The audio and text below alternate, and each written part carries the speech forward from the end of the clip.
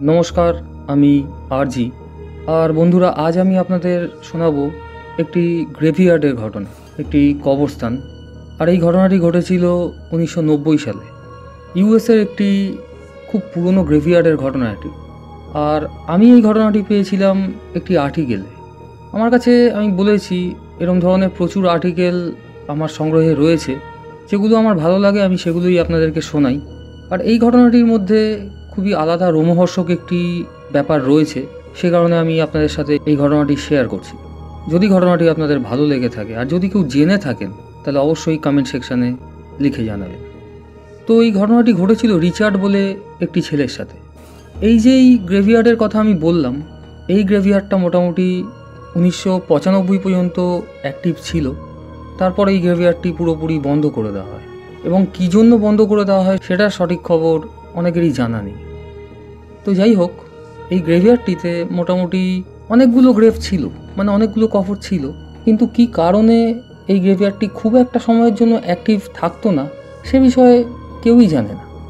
তো এই রিচার্ড বলে যে এই ছেলেটি, ও ওই 1990 সালে এখানে কেয়ারটেকার হিসেবে কাজ পায়। মানে দেখবেন আমাদের এখানেও যেসব গ্রেভিয়ার্ডগুলো রয়েছে, সিমেট্রিগুলো রয়েছে, সেখানে দেখাশোনা করার জন্য কিন্তু সকালে একজন, রাত্রে একজন এরকম থাকে। মানে অনেক সময় অনেক ফিউনারেল সার্ভিস আসে যেগুলো দিতে হয় তাদেরকে, অনেক ডেড বডি আসে। তো এই গ্রেভিয়ার্ডটির একটু ছোট ডেসক্রিপশন আমি দিয়ে রাখি। গ্রেভিয়ার্ডটি খুব বড় গ্রেভিয়ার্ড ছিল না, মোটামুটি একটু জায়গা নিয়ে এই গ্রেভিয়ার্ডটি তৈরি ছিল। এবং এই গ্রেভিয়ার্ডটির ভিতরে ছিল একটি ছোট চার্চ, একটি ডিসেকশন হল। দেখবেন কিছু বডি আসে যেগুলো হয়তো মানে একদিন পর ফিউনারেল সার্ভিস হবে, তখন যেই বাড়ির বডি, মানে যেই ফ্যামিলির সেই ডেড বডি, তারা ওই ডিসেকশন হলে ওই বডিগুলো স্টোরে রাখে। এবং যখন ফিউনারেল সার্ভিস হবে তখন ওই বডিগুলোকে ভালো করে সাজানো হয়, ক্যাসকেটের মধ্যে ভরা হয়, তারপর হ্যান্ড ওভার করা হয়। তো এই রিচার্ড যখন এখানে কেয়ারটেকারের কাজে আসে, ওকে প্রথমে বলা হয় যে ওখানে যে ছোট্ট সিকিউরিটি রুম রয়েছে সেখানেই ওকে থাকতে হবে। আর সেখানে ছিল একটা ছোট্ট স্ক্রিন, মানে বলতে পারেন একটা মনিটরিং করার জন্য যে আমরা মনিটরগুলো রাখি, এবং সেখানে কিছু সিসিটিভি ক্যামেরা অ্যাক্টিভ থাকে শুধু নজরদারি করার জন্য যে কোথাও কিছু হচ্ছে কি না। কোনো রকম কোনো মানে নেশারু যেসব লোকজন অনেকে আছে যেই সব জায়গায় ঢুকে নেশা করে বা কিছু করে, এরকম ধরনের কোনো অপকর্ম যেন কোথাও না হয় সেগুলো দেখতে হবে তার ওই মনিটরে চোখ রেখে। এবং এখানে সিসিটিভি ক্যামেরা বলতে শুধুমাত্র দুটো জায়গাতেই ছিল, একটা হচ্ছে ডিসেকশন হল, আর একটা হচ্ছে মূল যেই জায়গাটা, মানে যেই লনটা ছিল যেখানে লোকেরা এসে ওয়েট করতো, ওয়েটিং রুম বলতে পারেন, সেই জায়গাটায়। এবার সেই জায়গাটা থেকে মোটামুটি পুরো 360 অ্যাঙ্গেলে এই সিসিটিভি ক্যামেরাটা কভার করতো। আর ডিসেকশন হলে যেই ক্যামেরাটা ছিল সেটা শুধুমাত্র ওই ডিসেকশন হলটাকেই কভার করতো। তো রিচার্ডের এই যে সিকিউরিটি রুমটি ছিল যেখানে ও থাকতো, মানে ও শুধু রাত্রিবেলায় ওখানে দেখাশোনার কাজটা পেয়েছিল। এবং ওখানে ওর জন্য রাখা ছিল একটা খাট আর এই জলের সামগ্রী যেসব, আর ওই মনিটরটা একটা টেবিলের উপর, আর কিছুই ওখানে ছিল না। আর ওই গেট খোলার যেসব সুইচ যেগুলো থাকে, মেন সুইচ, ফিউজ, ওই সব জিনিসগুলো ওর হাতের কাছে অপারেট করার জন্য ছিল। তো প্রথম যেদিন রিচার্ড এখানে যোগ দেয় কাজে, ওখানে সকালবেলা যেই গার্ড ছিলেন সে রিচার্ডকে বলেছিল যে তুমি রাত্রিবেলা কিন্তু এইখানে যেই সব জিনিসগুলো তুমি শুনতে পাবে, নানান ধরনের আওয়াজ, গাড়ির আওয়াজ, এই আওয়াজ, তুমি কিন্তু ভয় টয় পেও না।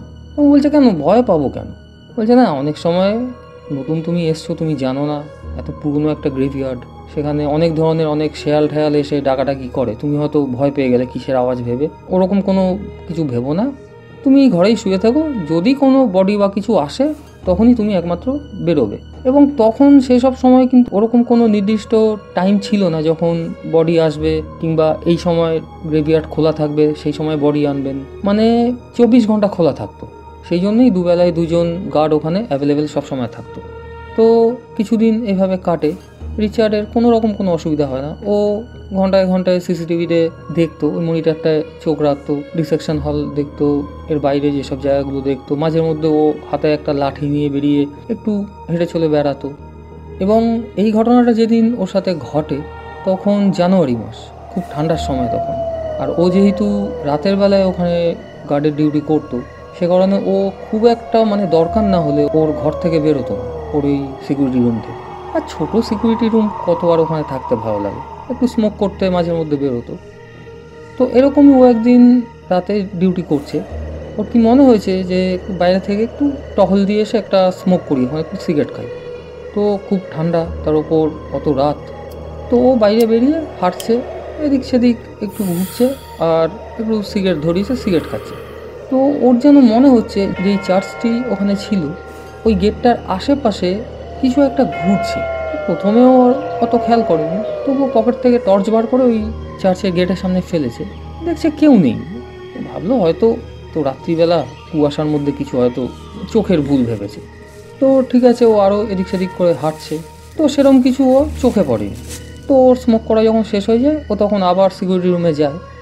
আর সিকিউরিটি রুমে গিয়ে যখন মনিটরে চোখ দেয়, তখন সেই যে ডিসেকশন হলটা ছিল, সেখানে দুটো বডি এর আগের দিন রাতে এসেছিল। ও তখন লক্ষ্য করে একটি বডি যেন, মানে যেই বেডটার উপর রাখা ছিল সেখান থেকে যেন সরে গেছে। প্রথমেও অতটা কেয়ার করেনি, তবে ও দেখছে যে 1, 2, 3 তিনটে বেড পাশাপাশি ছিল, আর তার ওপর 1 আর 2 এই দুটো বেডের মধ্যে দুটো বডি রাখা ছিল। সেখান থেকে একটা বডি যেন কোনো রকমভাবে নড়েছে। তো ও কী করেছে, ওর সাথে সাথে রিসেপশন হলের দিকে গেছে, গিয়ে রিসেপশন হলের দরজা খুলে, তো ওর যেহেতু দেখার দায়িত্ব সব কিছু ঠিকঠাক আছে নাকি, ও ওরকম একটা ডেড বডি, মানে প্লাস্টিকে মোড়ানো বডি, ও ওটাকে ভালো করে তুলে আবার যেরকম জায়গায় ছিল সেরকম জায়গায় রেখে আসে। তো আবার এসে আবার যখন মনিটরে চোখ রাখছে সিসিটিভি ক্যামেরা সেই দেখার জন্য, দেখছে বডিটা আবার যেন কিছুটা এগিয়ে এসছে। ও তখন খুব ভয় পেয়ে যায়। ও ভাবছে দরজায় তালা মারা, চাবি আমার কাছে, মাস্টার কি কারোর কাছে নেই, তাহলে বডিগুলো এদিক সেদিক কে করছে। ও প্রথমে ভেবেছিল কেউ বোধহয় মানে মজা করছে বা কিছু, কিন্তু অত রাতে তো ও ছাড়া সেখানে আর কেউ ঢুকবে না, আর কারোর ঢোকার পারমিশনও নেই। ও তখন একটু ভয় পেয়ে যায়। তো ভয় পেয়ে মোটামুটি সিকিউরিটি রুমে যে কটা ছিটকিনি তালা ছিল সব বন্ধ করে ও ওই খাটের উপর শুয়ে পড়ে, মানে ও কোনো রকমভাবে আর বেরোবে না। তো অনেকক্ষণ পর হঠাৎ করে ওর দরজায় ধক ধক করে আওয়াজ শুরু হচ্ছে। তখনও আরও ঘাবড়ে যায়, এবং ঘাবড়ে গিয়ে তখন তো ফোন নেই যে কাউকে ফোন করবে বা কিছু, ওখানে ওর মানে টেলিফোনও ছিল না, মানে হ্যাঙ্গিং যেসব টেলিফোনগুলো কিছুই ছিল না। তো ও কোনো রকম দরজা আর খোলেনি। তো এই করতে করতে মোটামুটি সে রাতটা কাটে। সকালবেলা গার্ড যখন এসছে, উনি এসে দেখছে রিচার্ড তখনও দরজা বন্ধ করা, বা উনি অনেকক্ষণ ডাকাডাকি করেছে। তারপর মানে খুব ক্লান্ত হয়ে রিচার্ড আর খুব ভয়ে উঠে দরজাটা খুলে যা যা ঘটনাগুলো ওর সাথে রাতে ঘটেছে ও সব ওনাকে বলে। তখন উনি বলে যে আমি তোমাকে বলেছিলাম যে এরম কিছু তুমি হয়তো ফিল করবে না, কিন্তু তুমি কিন্তু এই ঘরটা থেকে বেরোবে না। ও তখন বলে যে না, আমি তো রাতে কোথাও যাইনি, কিন্তু আমি যেই জিনিসটা দেখেছি সেটা কী করে সম্ভব হতে পারে, যে ডিসেকশন হলে যেই বডিগুলো প্লাস্টিকে মুড়িয়ে রাখা, সেগুলো এক জায়গা থেকে আরেক জায়গায় নিজে থেকে কী করে যেতে পারে। তো ওর অবস্থা তখন খুবই খারাপ হয়ে যায়, এবং ও আর কোনোরকমভাবে ওখানে থাকতে চায়নি। তো এই ভদ্রলোক যিনি ছিলেন, মানে সকালবেলা যিনি গার্ডের কাজ করতেন, উনি ওকে নিয়ে গিয়ে ওর বাড়িতে দিয়ে আসে।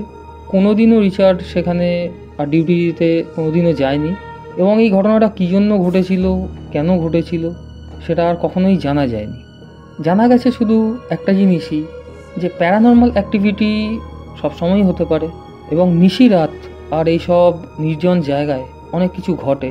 যেসব ডেড বডিগুলো হয়তো ওই ডিসেকশন রুমে রাখা ছিল, সেগুলো হয়তো অপমৃত্যুর শিকার, তাদের আত্মা হয়তো ঘুরছিল, সে কারণেই হয়তো তাদের মৃতদেহ কোনো রকমভাবে নাড়াচাড়া দেওয়া হয়েছে। তো ঘটনাটি খুবই রোমহর্ষক একটি ঘটনা আমার মনে হয়েছে। আপনাদের কীরকম লাগলো কমেন্ট সেকশানে অবশ্যই লিখে জানাবেন। নিজেদের অভিজ্ঞতা আমাদের সাথে শেয়ার করুন, অডিও ক্লিপ রেকর্ড করে আমাদের মেল করুন।